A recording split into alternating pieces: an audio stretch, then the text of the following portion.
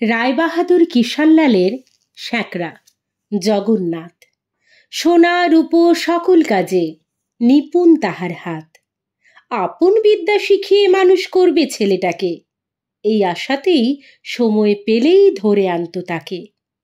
বসিয়ে রাখত চোখের সামনে যোগান দেবার কাজে, লাগিয়ে দিত যখন তখন আবার মাঝে মাঝে ছোট মেয়ের পুতুল খেলার গয়না গড়াবার, ফরমাসেতে খাটিয়ে নিত আগুন ধরাবার। সোনা গলাবার কর্মে একটুখানি ভুলে চড় চাপড়া পড়ত পিঠে, টান লাগাত চুলে। সুযোগ পেলেই পালিয়ে বেড়ায় মাধো যে কোনখানে, ঘরের লোকে খুঁজে ফেরে বৃথাই সন্ধানে। শহরতলির বাইরে আছে দিঘি সাবেক কেলে, সেইখানে সে জোটায় যত লক্ষ্মী ছাড়া ছেলে। গুলিডান্ডা খেলা ছিল, দোলনা ছিল গাছে, জানা ছিল যেথায় যত ফলের বাগান আছে। মাছ ধরবার ছিপ বানাতো শিশু ডালের ছড়ি, টাট্টু ঘোড়ার পিঠে চড়ে ছোটাতো দরবড়ি। কুকুরটা তার সঙ্গে থাকতো, নাম ছিল তার বটু। গিরগিটি আর কাঠবেড়ালি তাড়িয়ে ফেরায় পটু। শালিক পাখির মহলাতে মাধুর ছিল যশ, ছাতুর গুলি ছড়িয়ে দিয়েই করতো তাদের বশ। বেগার দেওয়ার কাজে পাড়ায় ছিল না তার মতো, বাপের শিক্ষানবিশিতেই কুঁড়েমি তার যত। কিষাণলালের ছেলে, তাকে দুলাল বলে ডাকে, পাড়া শুদ্ধ ভয় করে ওই বাঁদর ছেলেটাকে। বড় লোকের ছেলে বলে গুমর ছিল মনে, অত্যাচারে তারই প্রমাণ দিত সকল ক্ষণে।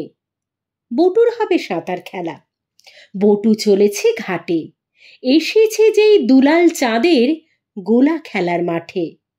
অকারণে চাবুক নিয়ে দুলাল এলো তেড়ে, মাধো বললে মারলে কুকুর ফেলবো তোমায় পেড়ে। উঁচিয়ে চাবুক দুলাল এলো, মানল না গো মানা, চাবুক কেড়ে নিয়ে মাধো করলে 2-3 খানা। দাঁড়িয়ে রইল মাধো, রাগে কাঁপছে থরো থরো, বললে দেখবো সাধ্য তোমার, কি করবে তা করো। দুলাল ছিল ভীষণ ভীতু, বেগ শুধু তার পায়ে, নামের জোরেই জোর ছিল তার, জোর ছিল না গায়ে। 10-20 জন লোক লাগিয়ে বাপ আনলো ধরে, মাধোকে এক খাটের খুঁড়োয় বাঁধল কোষে জোরে। বললে জানিস নেকো বেটা, কাহার অন্ন ধারিস, এত বড় বুকের পাটা, মনিবকে তুই মারিস।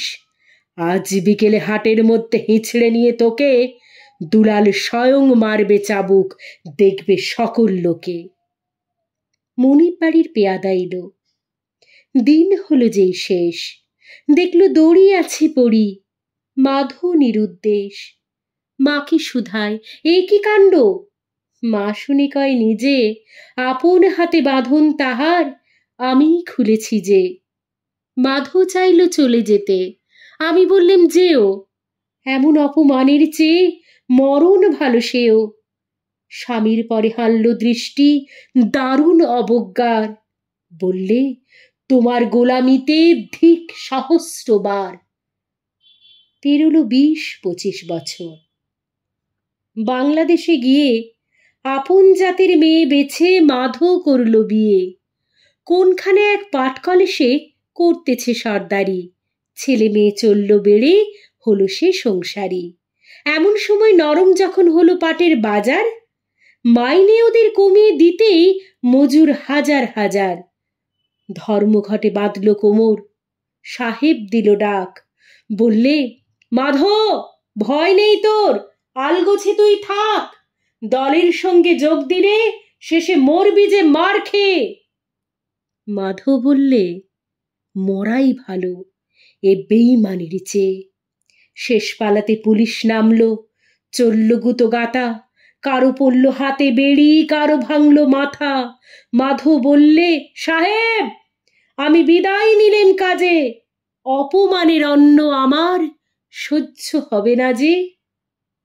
চলল সেথায় যে দেশ থেকে দেশ গেছে তার মুছে, মা মরেছে, বাপ মরেছে, বাঁধন গেছে ঘুচে, পথে বাহির হলো ওরা, ভরসা বুকে আঁটি, ছেঁড়া শিকড় পাবে কি আর পুরনো তার মাটি।